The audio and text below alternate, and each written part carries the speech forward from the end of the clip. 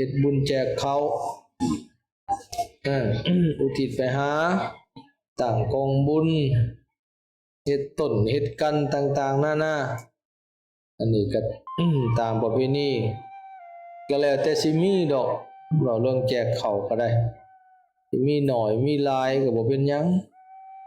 แม้แต่เขาใส่บาตรปั่นเดียวอาหารเนืองเดียวก็แจกเขาได้นะขอแต่ให้อุทิศให้ผู้ตายว่ามัตตกะพัดแปลว่าพัดสำหรับผู้ตายนะอุทิศหยาดน้ำไม้ทานอุทิศส่วนบุญไปหาส่วนว่าปัจจัยอันอื่นน่ะจะมีหน่อยมีหลายเช่นสิมีกองบุญบ่มีต้นกระพึกหรือเครื่องบริการอื่นๆก็แล้วแต่สิมีบ่มีก็บ่เป็นหยังแล้วแต่เหตุปัจจัยตามมีตามได้เพิ่นบ่ได้จำเพาะเจาะจงบ่ได้บังคับไว้ว่าต้องมีหลายจังเป็นบ่มีหลายบ่เป็นแน่ๆเพิ่นบ่ได้บังคับไว้แล้วแต่กำลังทรัพย์กำลังศรัทธาเด้อเฮ็ดบุญน่ะบ่ให้มันยากบอกไม่ออกเฮ็ดให้มันง่ายบางอย่างบ่จำเป็นเฮาก็บ่เฮ็ดก็ได้เด้อแต่บ้านนอกเฮาน่ะมันฮีดหลายคล้องหลายโดยเฉพาะฮีดน้ำคนล้มคนตายอ้อเหาะแอะแยะเฮ็ดอันนั้นเฮ็ดอันนี้ยากนะแม้แต่เฮ็ดบุญเฮือนก็ยังยากบางเทื่อนะอาตมาไปเห็นหลายบ่อนสิตั้งมงคลเฮ็ดกระทงเก่าห่อเอานั่นเอานี่ทุ่งโซทุ่งไส้ใส่ข้าวดำข้าวแดงแกงส้มแกงหวานเฮ็ดเมียงหมากพันผู้หยังใส่แล้วเอากระทงน่ะเก้าห้องน่ะเอากับกล้วยดอกเฮ็ดนะเอามาใส่ข้างพระมงคลอย่างเงี้ยกูสูตรนำได้แต่มาไปเห็นในบ้านนึงบ่ออกชื่อก็เจ้าดอกบัดเนี้ยคู่สูตรแล้วก็แกเอาไปทิ้ง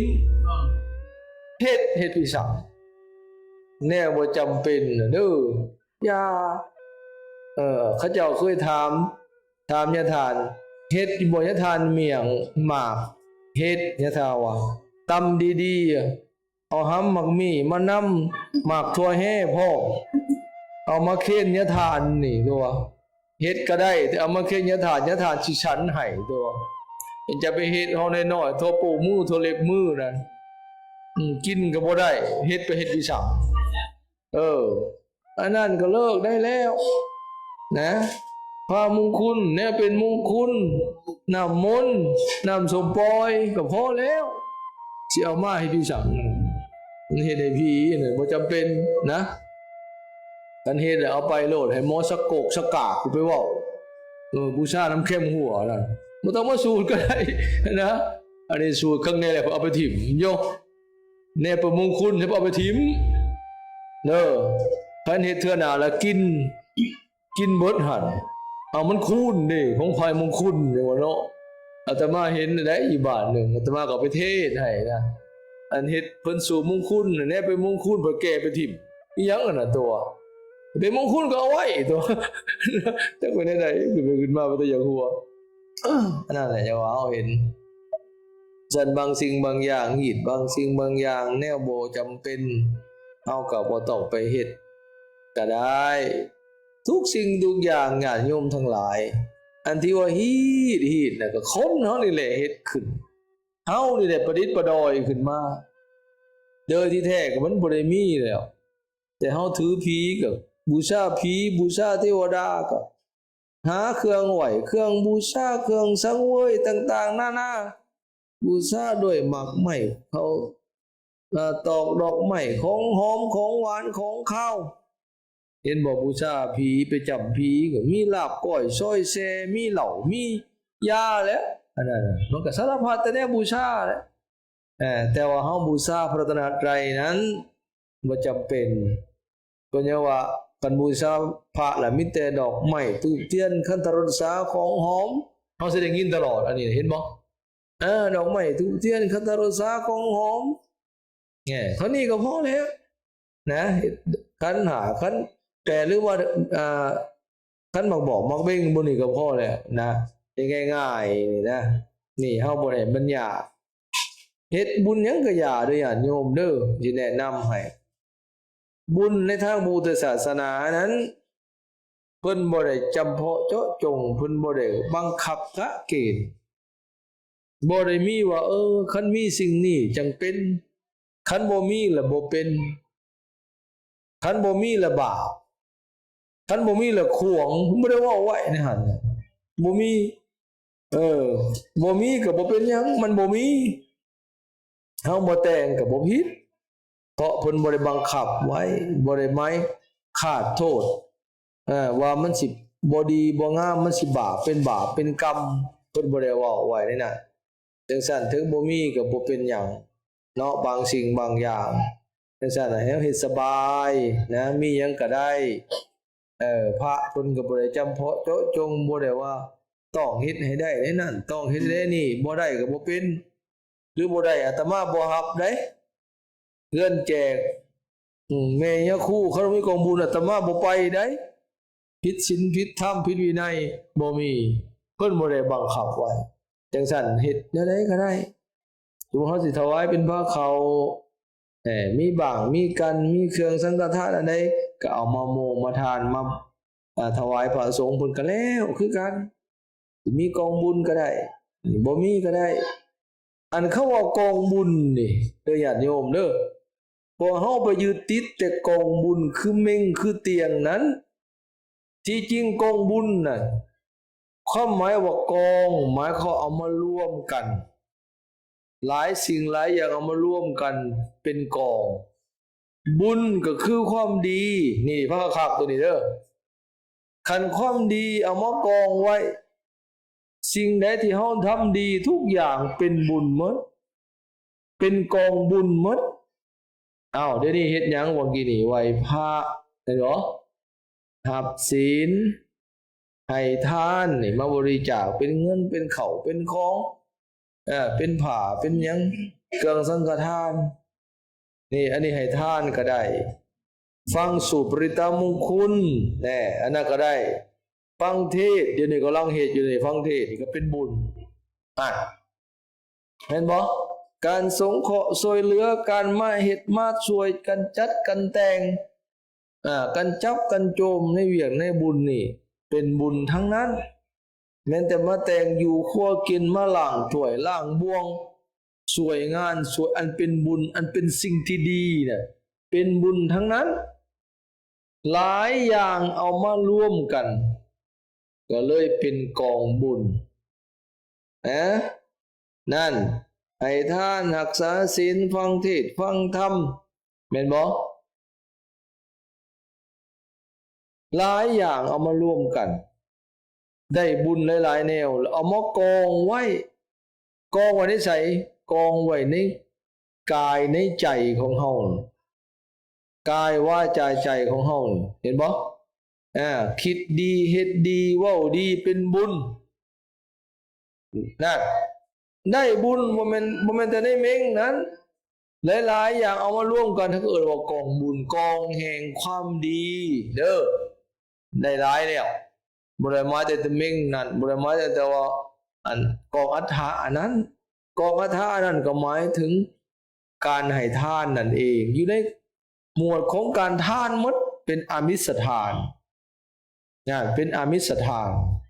เฮ็ดต้นกระพึกถวายผ้าข้าวผ้าปลาอาหารถวายบ้างกัน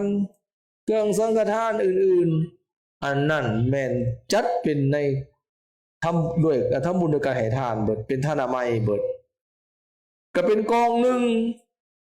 นั่นเป็นกองหนึ่งเท่านั้นไหนอันใดเอาให้เค้นพระเค้นสงฆ์แจกพี่แจกน้องบ้านเมืองจัดเป็นทานอย่างเดียวสิคนกองบุญมา10กองก็จัดเป็นทานอย่างคือเก่าแต่แนวเฮาได้เพิ่มอีหยังรักษาศีล5เห็นบ่ไหว้พระฟังธรรมนั่นอันนั้นหลายอย่างเอามารวมไว้นำโตเฮา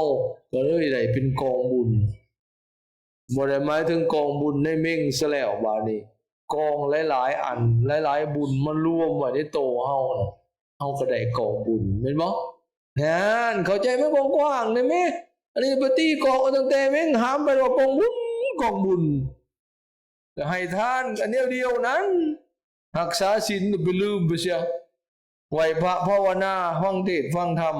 อันนั้นก็เป็นบุญอีกส่วนหนึ่งเอามารวมกันหลายๆอย่างเขาก็ได้กองบุญแหละเขาถามไปยังเนี่ยกองทานกองรักษาศีลกองพระไหวพระกองนั่งสมาธิกองฟังเทศน์นั่นมันได้หลายแนวไม่บอกเคารพนบไหวได้บุญเมิดไหนกองไว้ยาวว่าจะไม่สวยจัดสวยทำไหนสวยเหตุสวยตกสวยแต่งอันนั้นก็เป็นบุญไว้ยาวว่าจะไม่ได้น่ะเห็นบอกมาอนุโมทนาน้ำเพลินเสียงสาธุการน้ำเพลินปัตตานุโมทนาไม่อันนี้ก็ได้บุญนะอุทิศส่วนบุญให้ผู้พ้นล่วงลับไป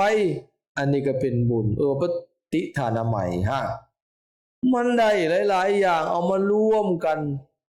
อันเอิ้นว่าเป็นกองบุญกองแห่งความดีเข้าใจบ่นี่มันสิกว้างก็ซุมเจ้าไปตีกอกเอาแต่ในมิงนั้นเด้องานจังซั่นเฮาเข้าใจได้นี่เด้อจังซั่นเฮ็ดบุญนั่นมันบ่ได้ยากแต่ว่าคันผู้ใดบ่เฮ็ดบ่ได้เด้มาร่วมก็บ่ได้บุญน่ะมาหากินเหล้ามาหาลิ้นไผ่ลิ้นมากุ้งมาไก่อันนั้นบ่ได้บุญได้แต่ลิ้นนะกันบ่นบไหวนกก็บ่นบขาบก็บ่ขาบเทศก็บ่ฟังศีลก็บ่รับบ่ได้บุญเด้ออย่าไปว่าได้บ่ได้คันเฮาบ่เฮ็ดบ่ได้มันคนละอย่างกันนั่นน่ะเนาะไปอยู่ไสก็ได้ดอกอันนั้นบ่มีงานก็เล่นได้น่ะก็แต่ว่าอันนี้มันคนละเรื่องกันแต่ถ้าก็ฝากไว้ในน้ำพอออกไม่ออกเฮาเด้อยามมีบุญน่ะบ่ว่าเฮือนดีผีตายหยังก็ตามแหละพากันมาเฮ็ดน้ำเพิ่นแน่มานบมาไหวน้ำเพิ่นแน่อย่ามีแต่ว่าไปงานเพิ่นได้งานศพไปงานศพไปบุญเฮือนดีเฮือนแจกเฮือนหยังก็ตามมีแต่ไปลิ้นไปกินโอ้ยบ่ได้บุญน้ำเพิ่นแล้วให้มันได้ในยามเพิ่นไหวก็ไหวน้ำเพิ่นแน่ยามเพิ่นนบก็นบน้ำเพิ่นแน่ฟังเพิ่นสูตรก็ฟังเอาแน่บางทีเฮาก็ลืมได้พอออกไม่ออกลืมว่าเฮาไปโดยเฉพาะงานศพเนี่ยว่าไปแต่งานผู้อื่นว่าแต่ไปปลงศพผู้อื่นว่าแต่ไปแจกข้าวหาผู้อื่นลืมคิดถึงตัวเองเพราะเฮาเองก็สิตายคือกันลืมคิดถึงเจ้าของนะลืมมิตรลิ้นแต่กินแต่เมาไปโอ้ยลืมแล้วคำโบราณว่าเมาม่วนลืมตายเมากายลืมแก่เมาผัวเมาเมียลืมพ่อลืมแม่เมาทรัพย์สมบัติลืมศาสนาเมาตัณหาหูหนวกตาบอดน่ะเห็นบอกมันแม่นแท้ๆเด้ลืมซะว่าเฮาก็กำลังเดินเข้าไปสู่มรณะคือความตายความแก่ชรากำลังไหลต้อนสรรพสัตว์ทั้งหลายนะชีวิตของเฮาทุกคนน่ะพอออกไม่ออกเพิ่นอุปมาเหมือนงัวที่นายโคฆ่าคนขางัวกำลังจูงไปสู่โรงฆ่าสัตว์โรงประตูนะเดี๋ยวนี้ทุกคนกำลังย่างไปเหมือนงัวกำลังเดินไปหาบ่อนขาอันตัวใดมันใกล้สิตายอายุมันสิสั้นมันสิเบิดไวๆนี่ก็แสดงว่าใกล้ฮอดโรงประตูแล้วเขาจูงเขาไปแล้วนะใกล้สิฮอดมือประหารแล้วใกล้สิฮอดมือเขาฆ่าแล้วนะกันตัวใดตายแล้วก็เรียบร้อยเขาฆ่าแล้วแต่ว่างัวทุกโตชีวิตทุกชีวิตกำลังเดินไปสู่จุดสุดท้ายคือการเบิดคือความตายบ่มีไผหลีกได้แต่ว่าเฮาบ่ฮู้ล่วงหน้าติมันยากเนาะจักสิตายมื้อใดแต่ว่าก็บ่เกิน7วันดอกไหนบ่ไม่ออกสิเก่งปานใดสัวดีมีจนปานใดมีอำนาจวาสนา ฐานะตำแหน่งปานใดเป็นคนทุกข์คนยากปานใดก็ตามบ่เกิน7 วันตายแน่นอนเตรียมไว้โลดภายใน7 วันคนโบราณเว้าถูกเด้เฮ็ดหยังบ่สิว่าบ่เกินภายใน7 วันสิได้ขึ้นสวรรค์ภายใน7 วันสิตายภายใน7 วันมันแม่นวันจันทร์ฮอดวันอาทิตย์บ่วันใดก็วันหนึ่งอยู่นี่แหละคันชั่วโมงก็บ่เกิน24 ชั่วโมงนะคันนาทีก็บ่เกิน60 นาทีคันวินาทีแห้งสั้นบ่เกิน60 วินาทีแต่ละวินาทีเนี่ยเรามีโอกาสตายได้ทุกขณะไหนใจขาดบ่ได้หึงเด้อโซ่อาจสิหึงอยู่บัดเราปุ๊บบ่ได้หึงได้หั่นน่ะอย่าประมาทได้แล้วเถื่อเมื่อนี่จังเป็นไผเด้อนี่นะฟังข่าวมื้ออื่นเท่านั้นตายได้เฮ้ยเพราะว่าแน่มันบ่ได้ยากได้หั่นน่ะ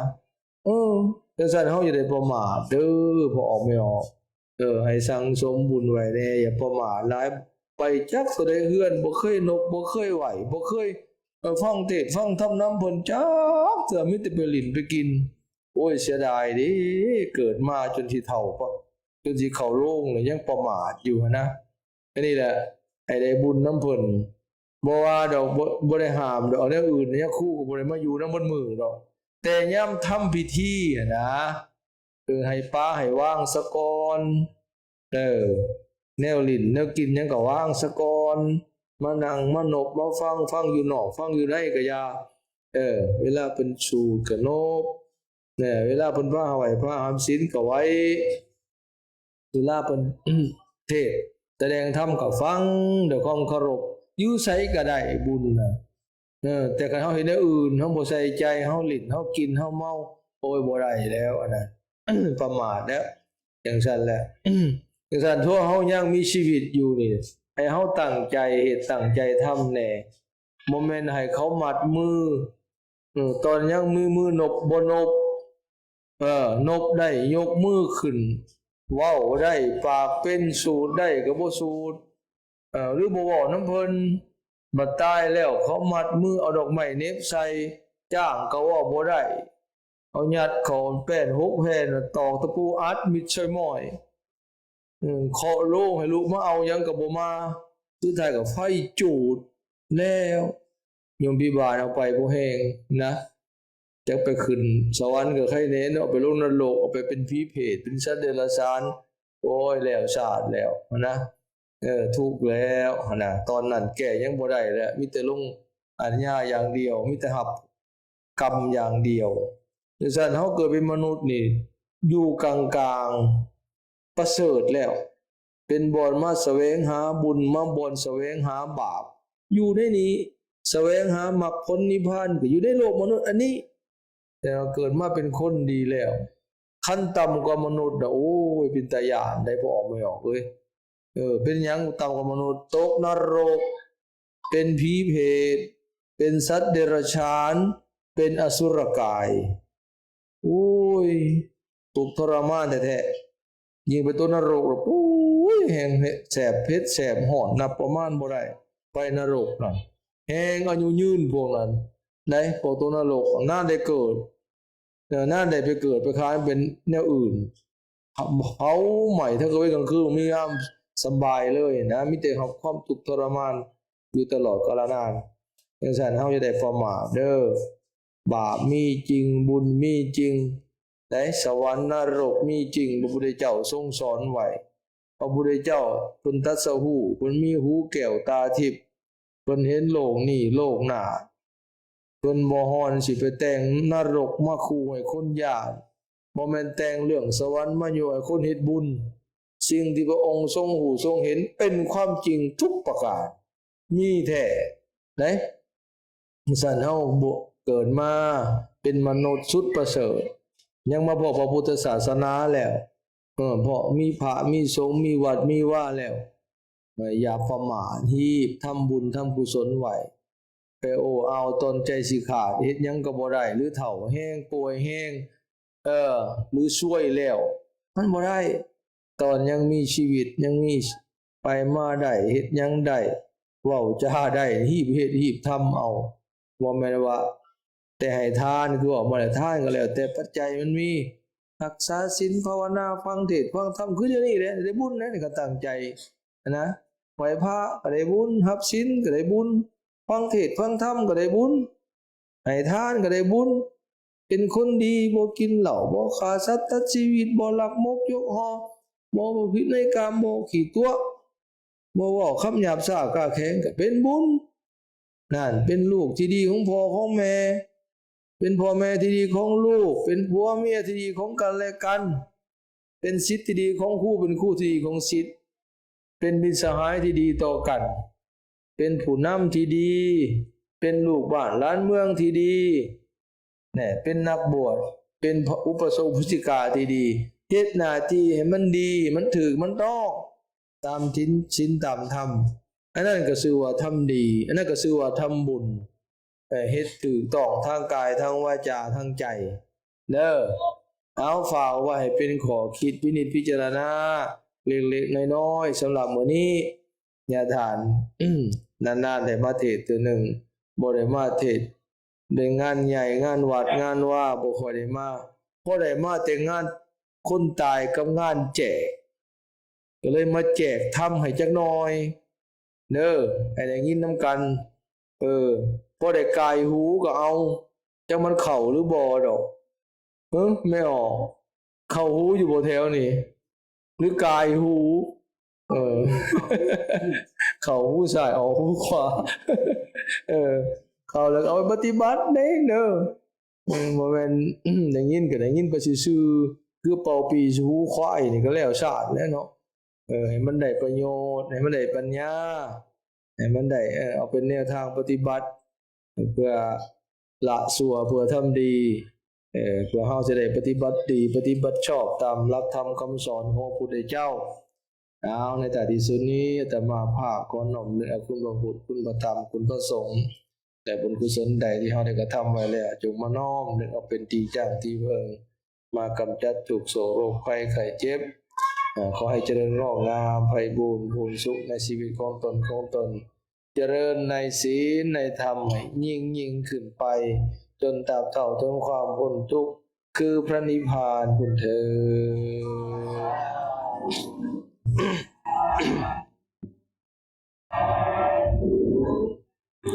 ดสาธุ